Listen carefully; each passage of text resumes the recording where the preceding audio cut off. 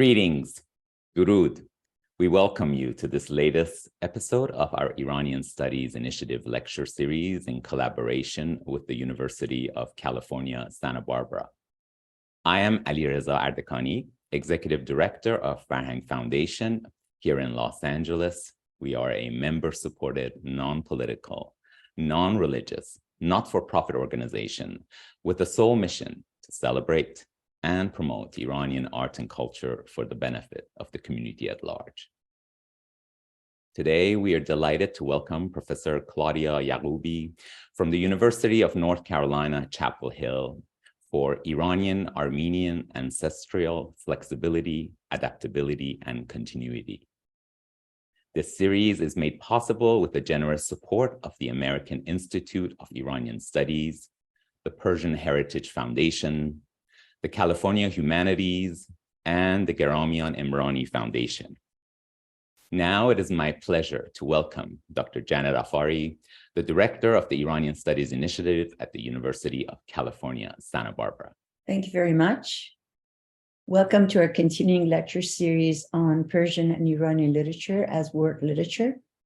Our speakers this year examine a variety of issues such as the recognition of classical Persian literature in the global literary canons, translation and reception of modern Persian literature into European and Middle Eastern languages, decolonization of Iranian literature, Iranian women's literature in the 21st century, and the ethnic diversity of Iranian literature. I am absolutely delighted to introduce our speaker today, Dr. Claudia Yaghoobi, a Roshan Institute Associate Professor and the Director of the Center for the Middle East and Islamic Studies at the University of North Carolina in Chapel Hill.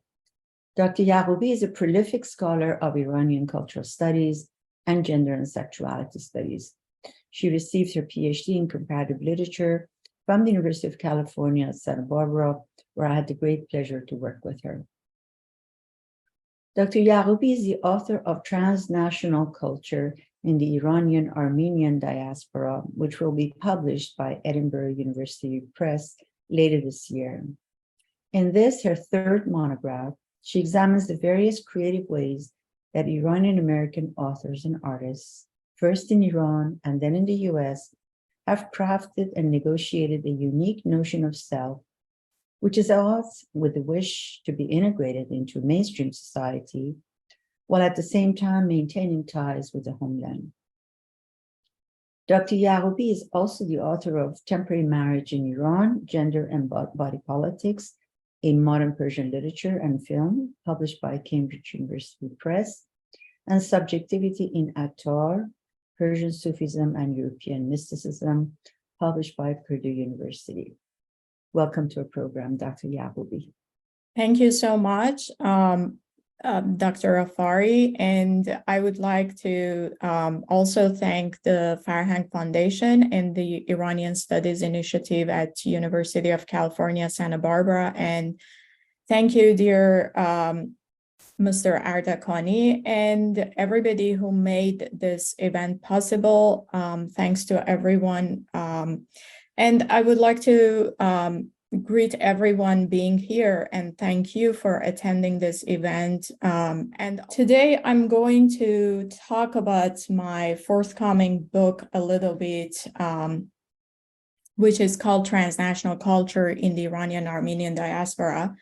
Of course, I will be talking about parts of it, and you can see the cover of the book here. It will be published by the end of May this year. And you can purchase it at this time, pre-order it actually at this time. I would like to tell you a little bit about the reason I decided to write this book.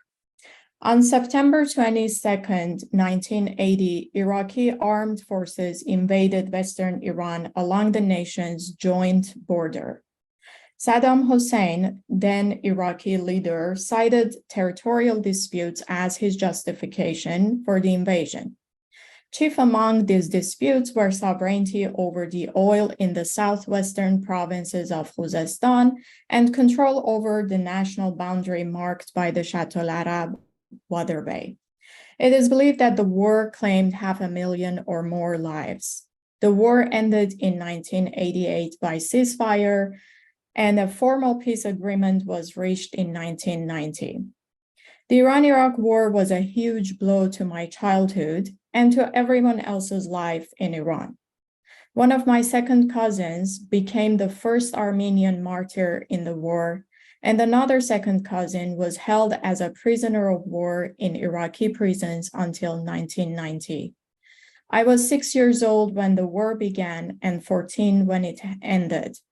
The trauma of the war remained with me in recurring nightmares and somatic trauma responses for decades after it ended, until I began teaching a course on wars and veterans at UNC Chapel Hill in the spring semester of 2017.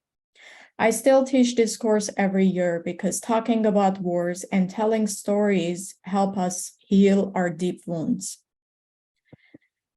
Since the Iran-Iraq War not only was a turning point for all Iranians, but specifically for Armenians and for myself regarding mass migrations and diaspora to the West, it indeed prompted me to conduct research to acknowledge my Iranian and Armenian legacies. Due to its profound influence, the so-called imposed war, or Jang Tahmili, or sacred defense, Defa' Muqaddas, as the state defined it, influenced all layers of Iranian life, but also Iranian cultural productions, literature, art, cinema, and scholarship.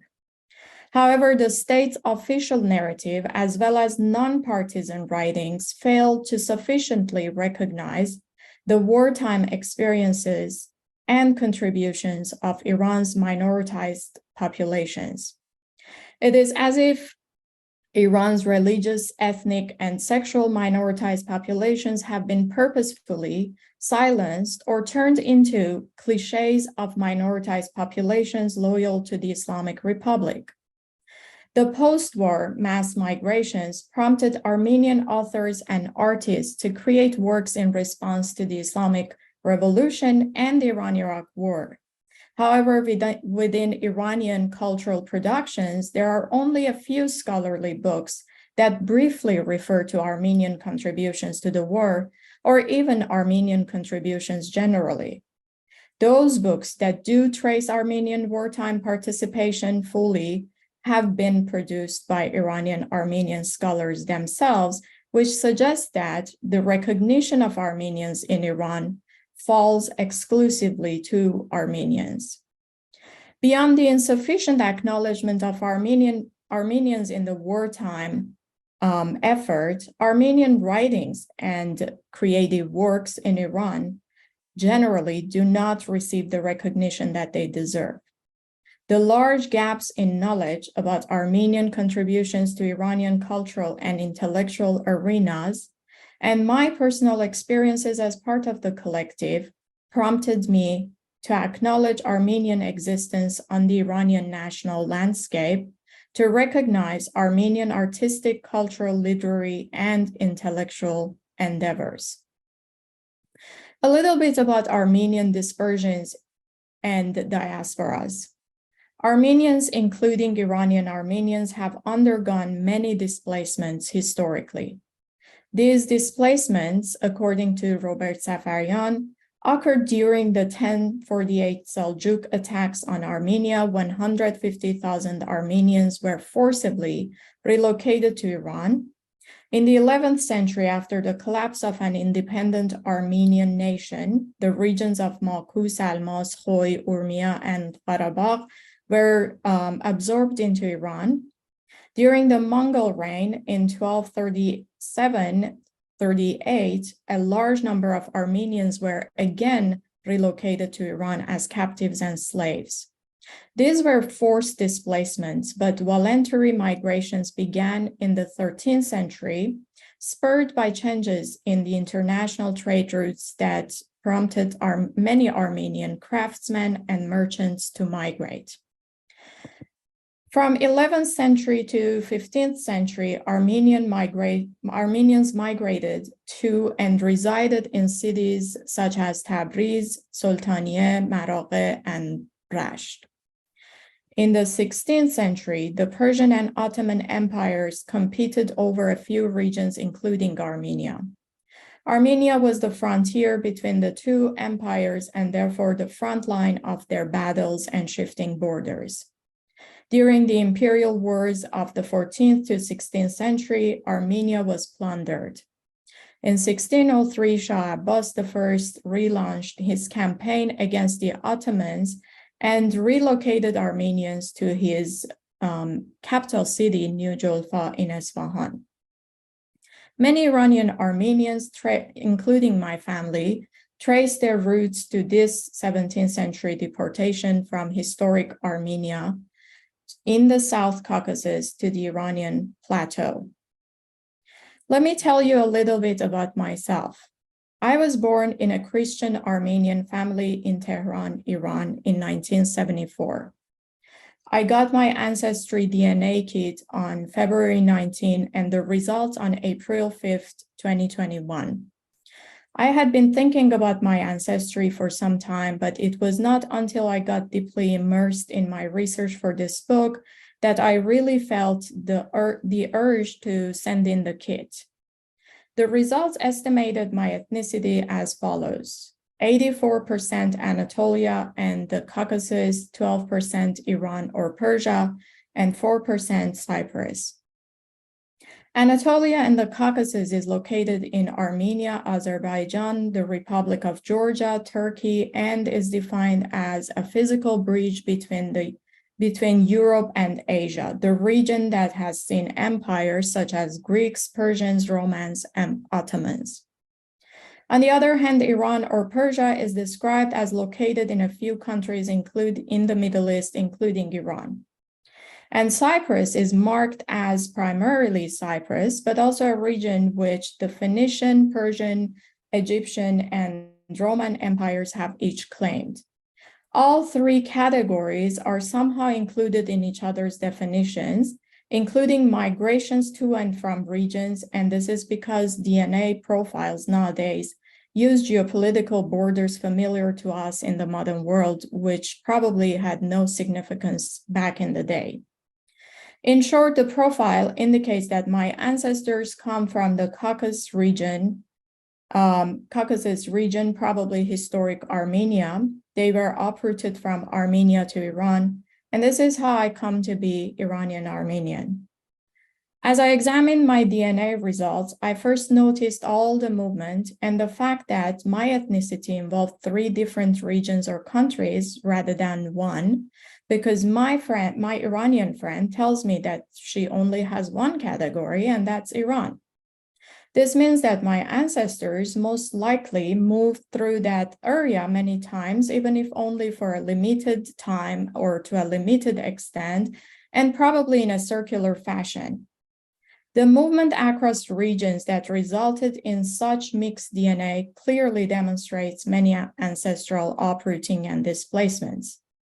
As they move through, into, or out of a space as merchants or traveling scholars and teachers or a displaced community, they probably picked up new people through intermarriage, immigration, religious practices, free or forced sexuality, and other sources that consequently infused a great deal of diversity.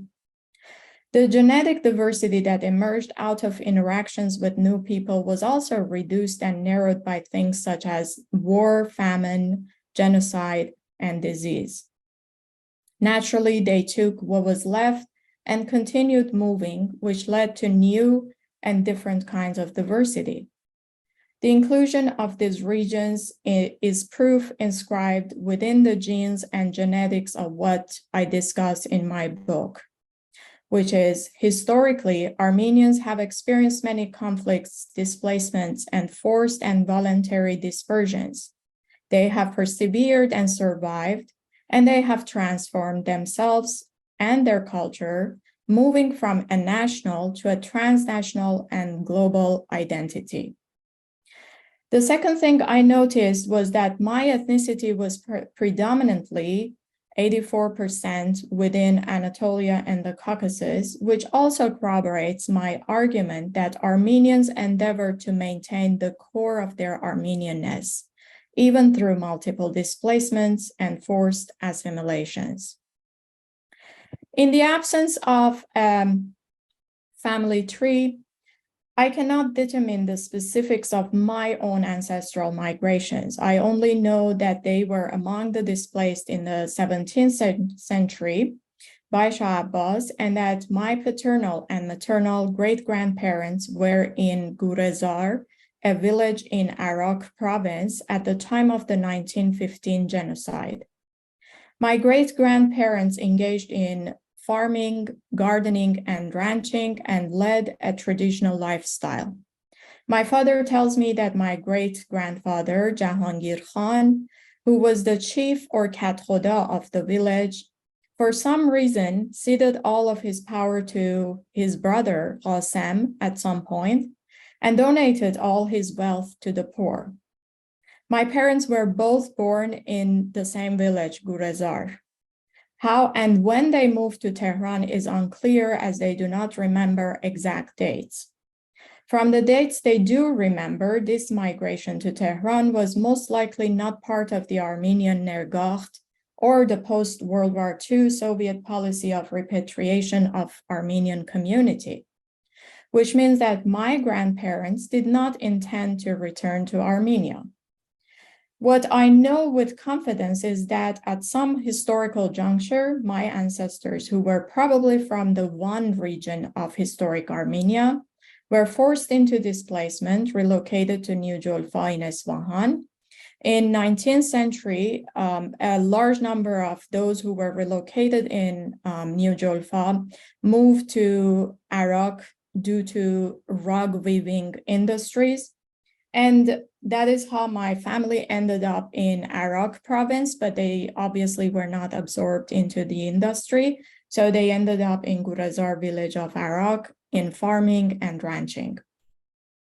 This dispersion and other migrations, including the one to the US throughout history, have shaped my ancestry today and are really integral to my argument in the book, and also to the works that I look into.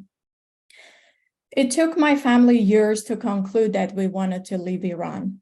Human rights associations such as the Hebrew Immigrant Aid Society, called HIAS, would take applications to help us get to the US as a Christian minoritized family from a Muslim majority country.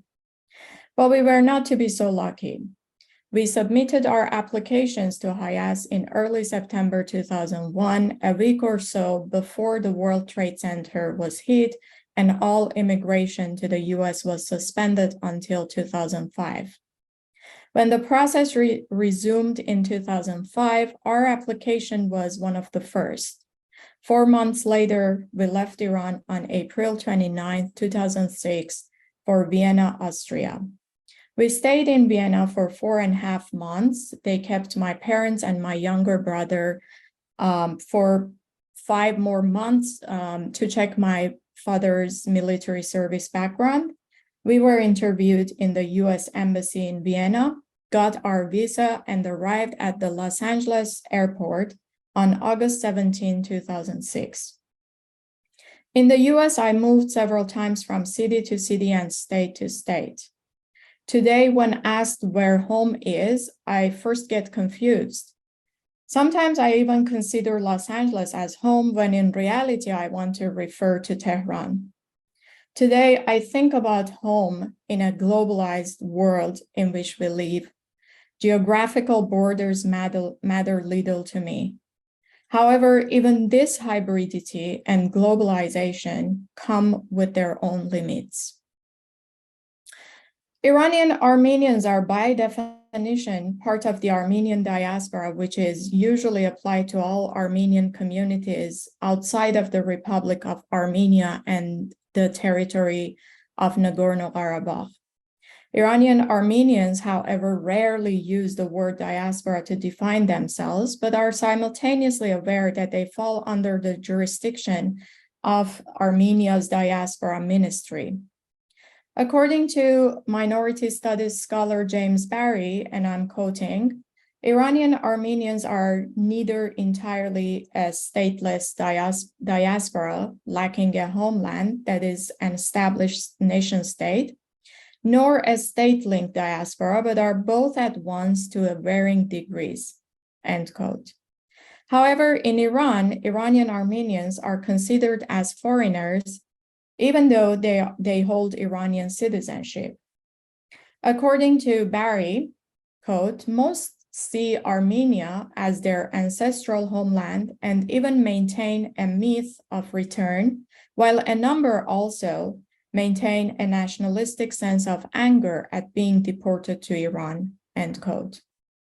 Discussions of Armenian diaspora around the world frequently use the word diaspora. However, the word itself assumes a homogeneous and clearly defined entity with a cohesive network of institutions as opposed to fragmented organizations.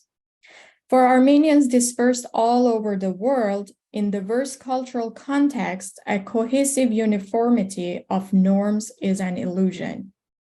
Hence, when discussing Armenian diaspora, it is important to keep in mind this kind of diversity and Armenians who live in different countries so that we can avoid any assumptions of a homogeneous, cohesive community. For instance, even within Iranian Armenian community, we see everyone coming from diverse political affiliations or sense of belonging or social class, among other factors. Along with their national affiliations, Armenians, however, also define themselves as Christian community with roots extending within the Middle East, Iran, and parts of Turkey.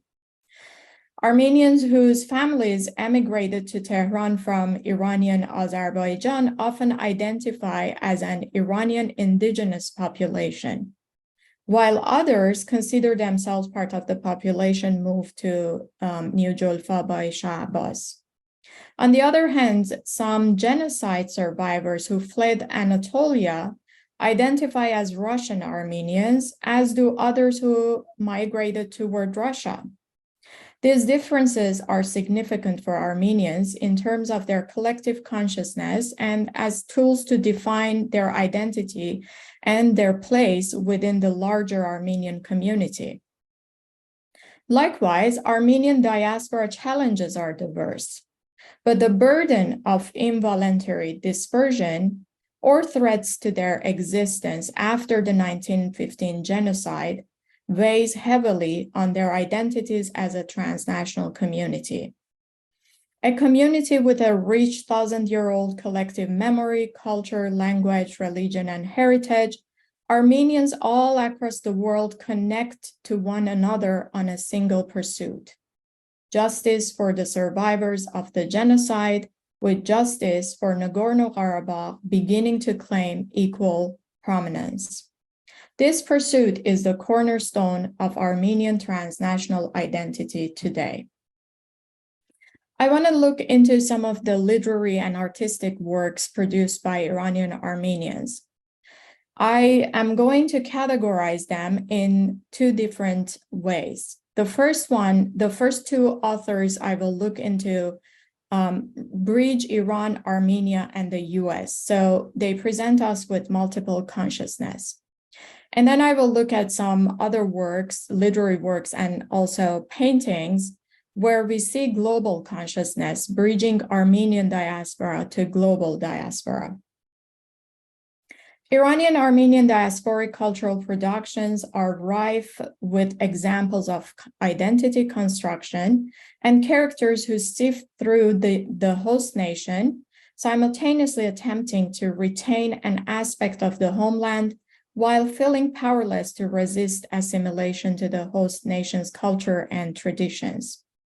The external forces of assimilation spurred the Iranian Armenian author and immigrant to the US, living in the Los Angeles, I think, Rosemary Cohen's characters to maintain family tradition, Armenian language, their shared history and cultural markers.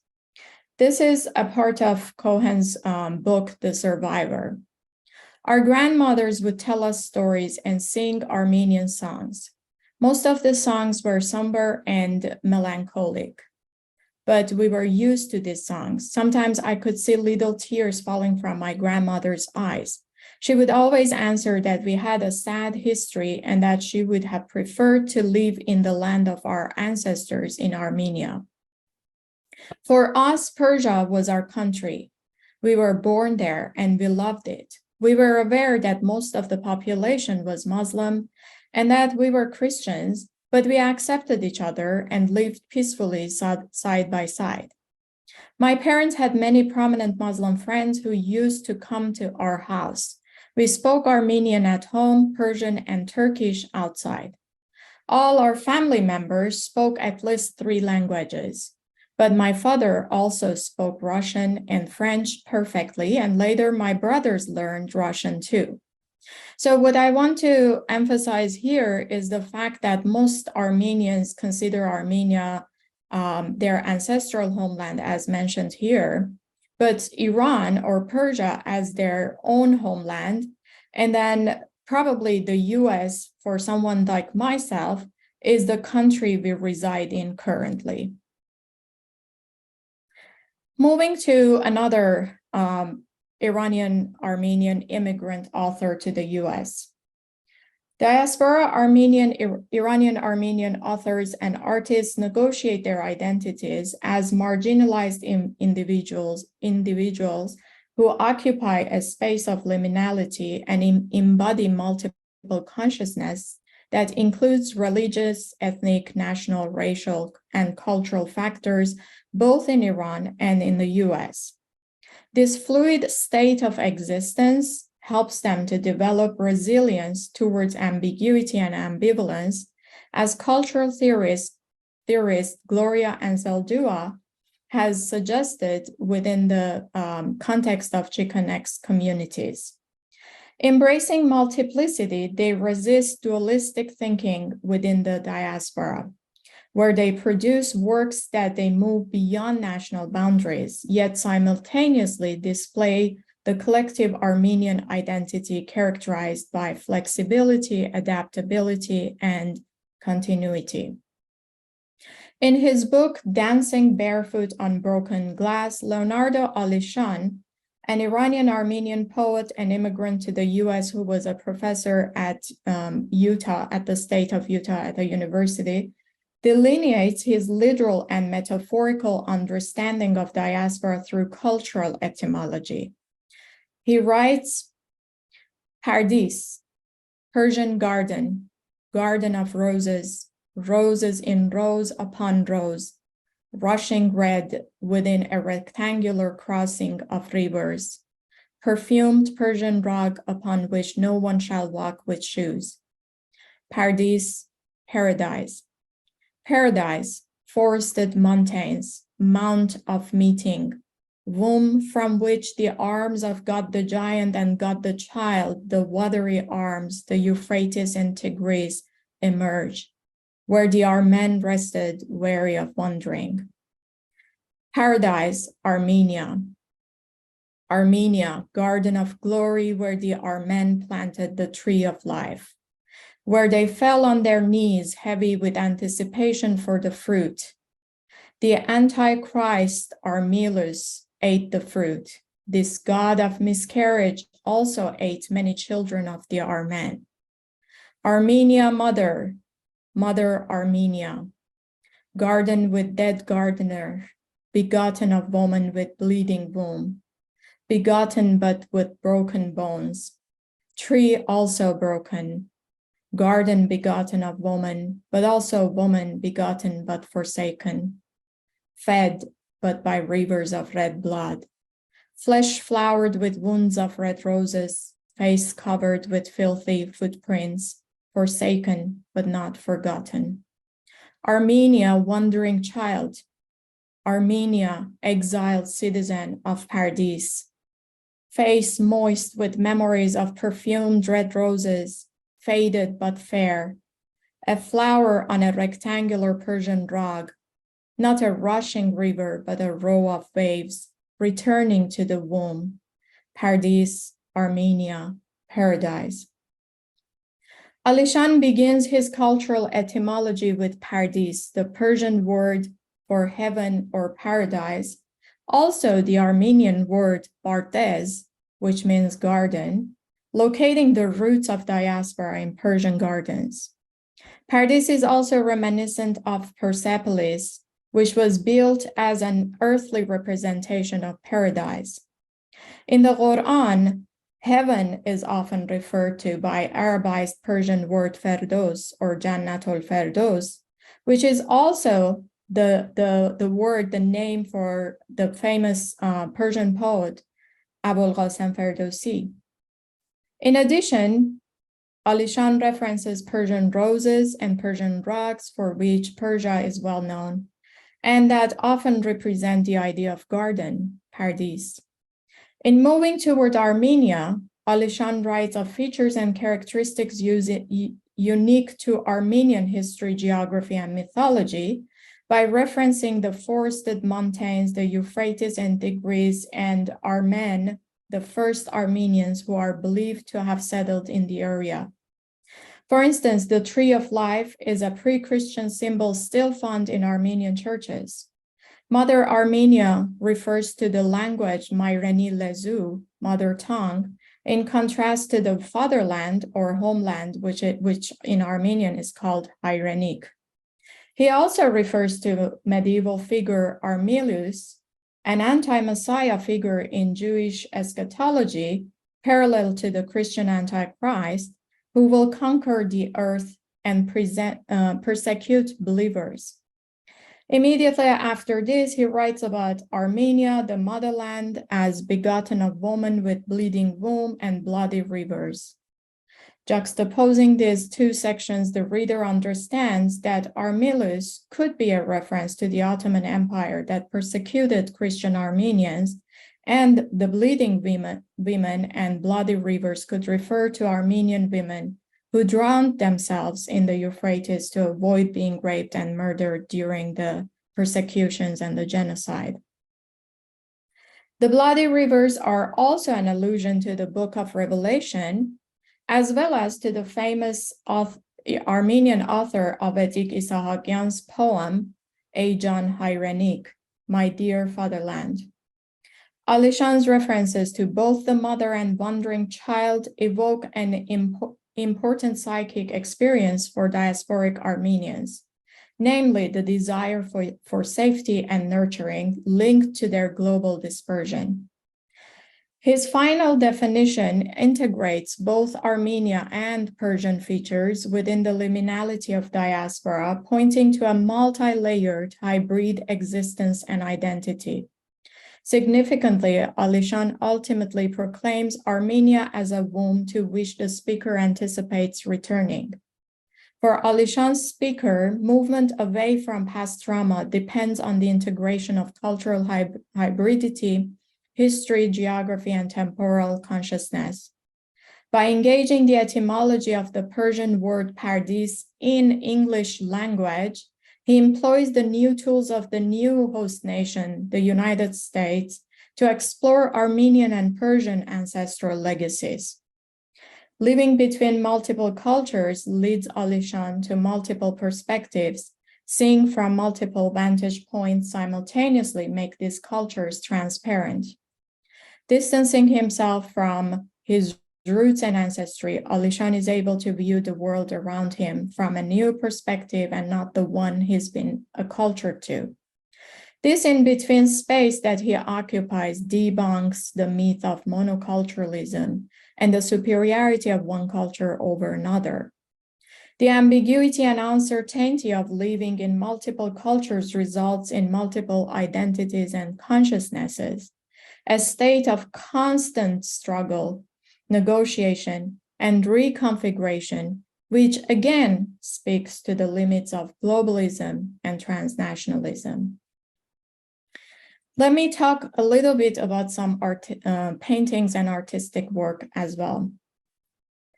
For Armenians, shared history is a foundation for collective memory. This focus on collective consciousness finds its way into Marco Grigorian's works. Influenced by the events of World War II, and the massacres of Armenians and Van immigrants, including his own family, Grigorian created large canvases whose deformed subjects intensified the emotional burden of the artist's grief. Grigorian's 13-piece painting, The Gate of Auschwitz, expresses artistically the German Nazi regime's crimes and concentration camps.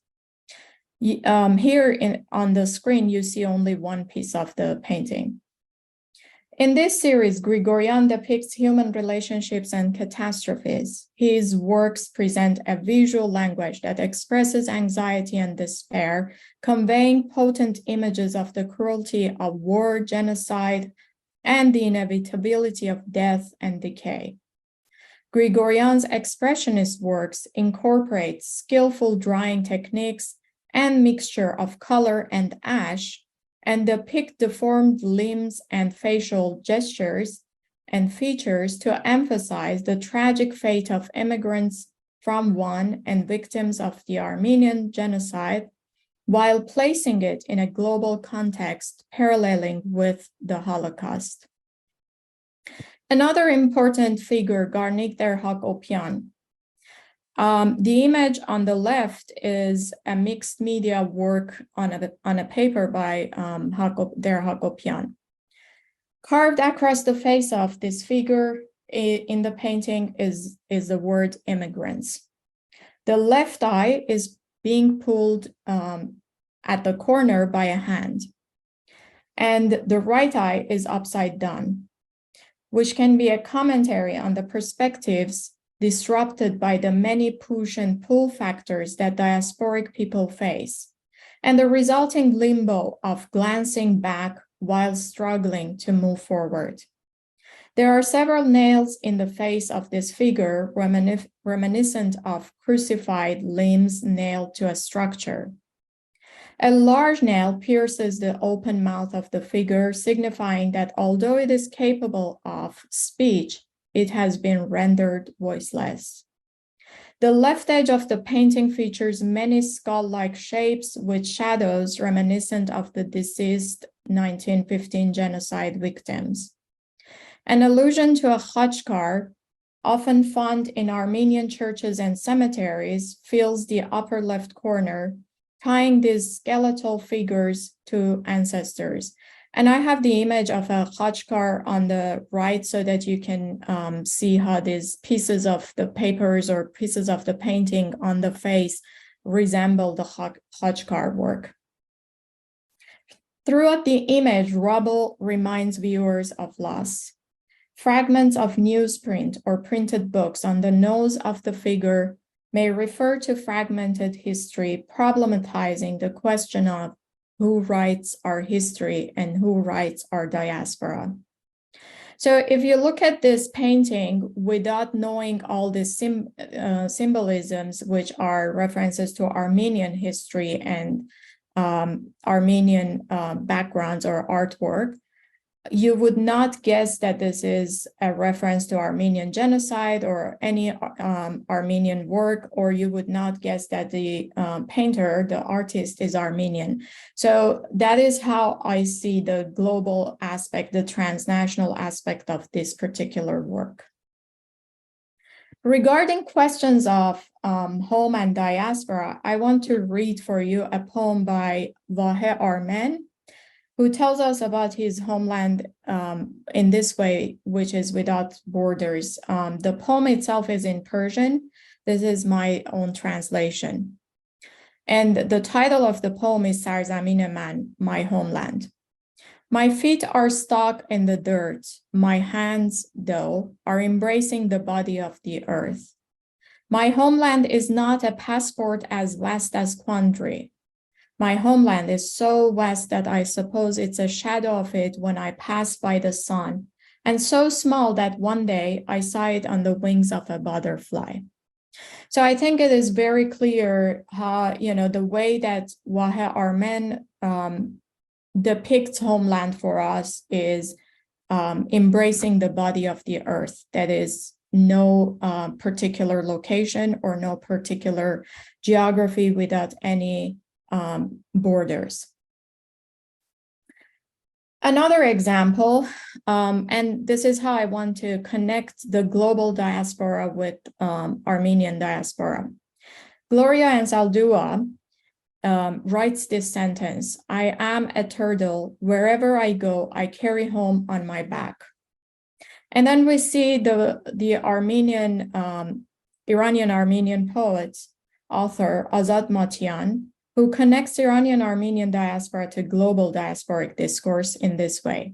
Again, this is in Persian. I translated to English. "I don't have an address. I've been deported from 7 ports.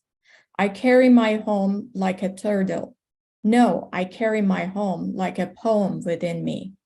And I frequently lose my way."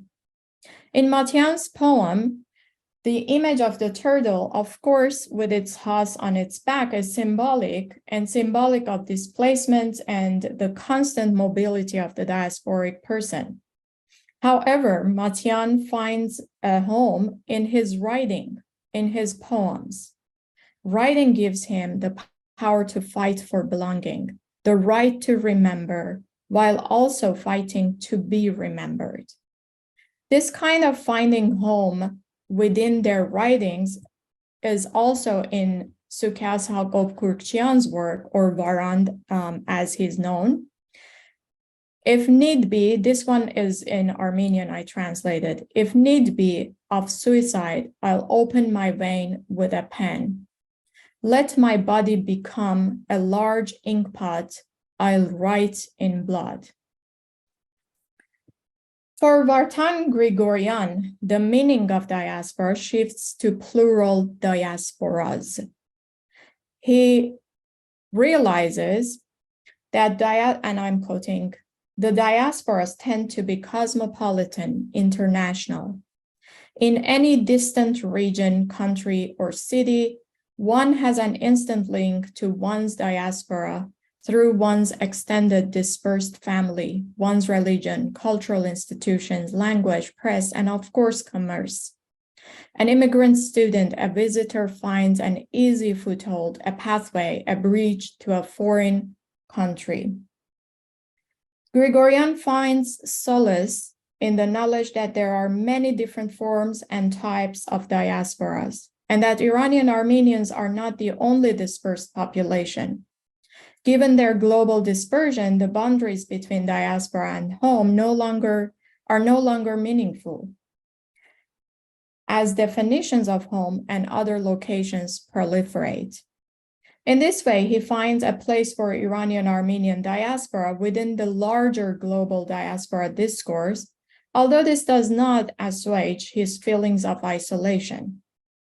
Living on the border, struggling with multiple consciousnesses and identities, trying to negotiate a self constantly in flux, diasporic Iranian Armenian authors and artists, like the turtle, carry their home, however they do so in their works, in their artistic, literary works, and in their awakened consciousness. This is never comfortable, but it is a home. Thank you for listening, and I'm happy to answer questions. Thank you very much, Dr. Yaghoobi, for this really wonderful presentation. I'm going to start with some of the questions, and there are a good number of them that came in. One comment says, "How beautifully you painted the Armenian history and diaspora in one lecture." Afari. So, all right, so let's see. Here's one question. What is your perception of how Iranian Armenians identify, I guess, compared to the way Armenians from Armenia? Are there any conflicts or perceptions of superiority or authenticity between these two groups? I mean, I can't speak to this question in a scholarly way because I haven't found this in the research, but I think Armenians generally coming from different, countries, including from Lebanon, Syria, Iraq, Turkey, they recognize the diversity of, each community. And I do know that they have, different political affiliations, different degrees of national affiliations, and the way that they feel about Armenia, is it nationalistic, pan-Armenian, or, more transnational? So there is diversity in all of those, but I do not, I haven't encountered any sort of, sense of superiority of one community over the other. And they do also realize this complementarity. They complement, each community complements the other one. Thank you. Another person asked, I used to think having 4 lenses to look at the world through Iranian, Armenian, UK, US was a drawback. How does Dr. Yaghoobi use her multiple lenses to live life in the US, but also keep her many cultural identities? Thank you.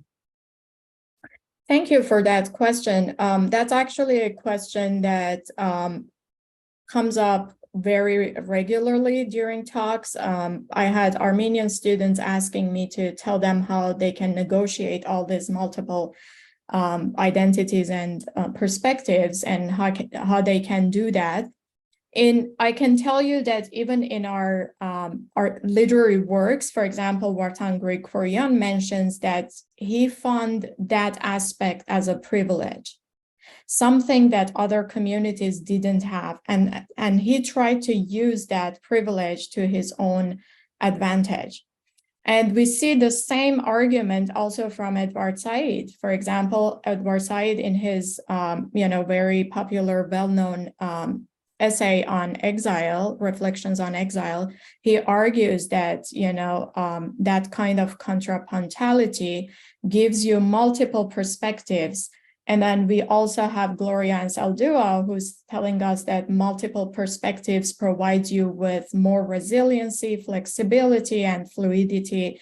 And if I'm talking about my own personal perspective, I would agree with that aspect.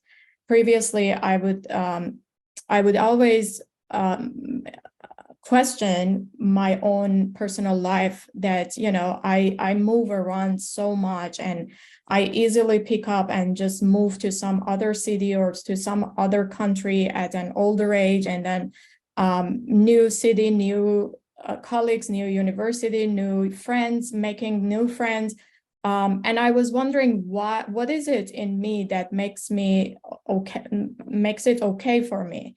And it wasn't until I did this research that I realized that, oh my God, this is ancestral kind of flexibility that I'm inheriting, and that I should cherish it, and I should actually take advantage of it.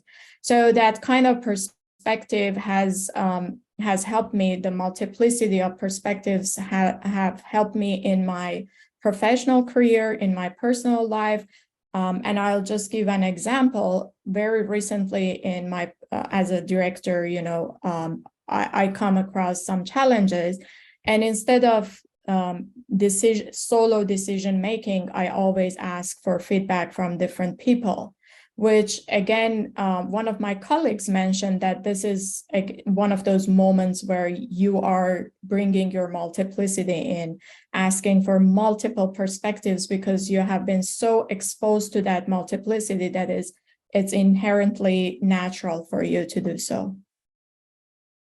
Yeah, and I would like to add that looking at the example of Iran, for example, it's very important for the majority to be open to points of view of the minority. For example, it was the minority Iranian society, the Armenians and Jews and Baha'is and certainly Zoroastrians, who understood very, very soon the nature of theocracy that was being established in Iran, because they were immediately becoming legally minorities in a new way.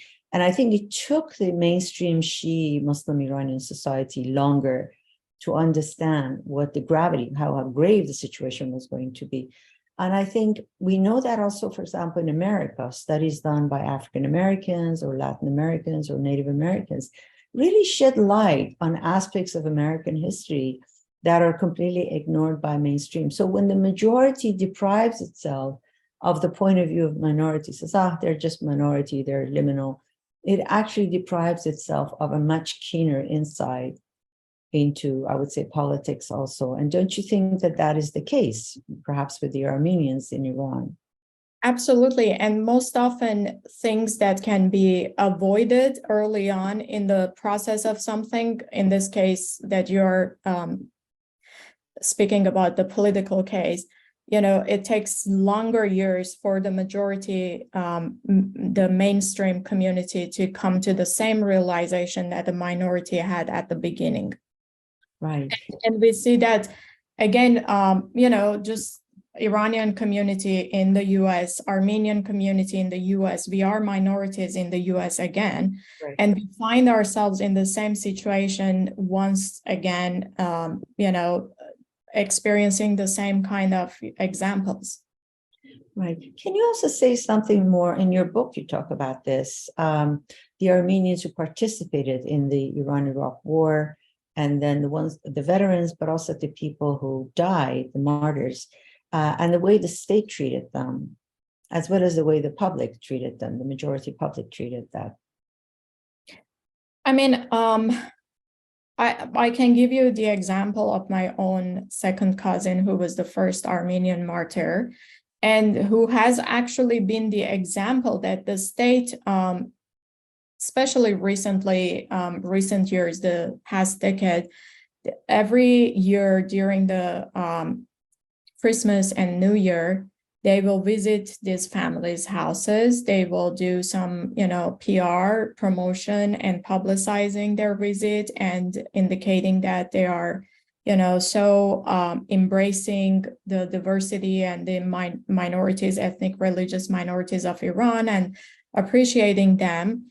However, at other times, there aren't any, indications of support. And one minor thing, which is really major, is that they will usually visit these Armenian houses during the December 25th, which is when Armenians are not really celebrating, the Christmas. Rather, they celebrate in January, which after all these years, the state refuses to acknowledge or to learn. Yeah. And then we also have examples of, veterans, Armenian veterans, and there are pieces actually documented in news media where the families talk about the fact that they never received any financial help, any bonuses, and the government asked for documentation of certain things. And even though they had the documentation, the government refused to accept. So it's been very difficult.